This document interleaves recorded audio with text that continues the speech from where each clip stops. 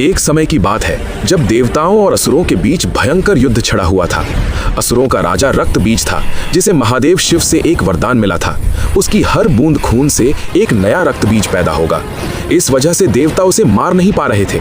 हर बार जब वो घायल होता, उसका खून जमीन पर गिरता और हजारों नए असुर जन्म लेते।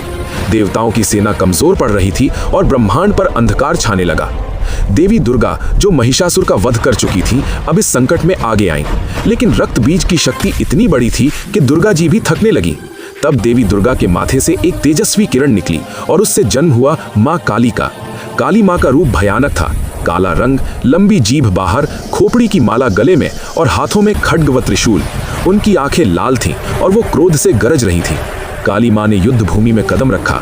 उन्होंने रक्त बीज पर हमला किया, लेकिन जैसे ही उसका खून गिरता, काली माँ अपनी लंबी जीभ से उस खून को चाट लेती ताकि एक बूंद भी जमीन पर न गिरे।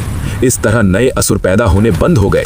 काली माँ ने रक्त बीज के शरीर को चीर डाला, उसके खून को पी लिया और अंत में उसका वध कर दिया। असुर सेना भाग खड़ी हुई और देवताओं ने विजय प्राप्त की।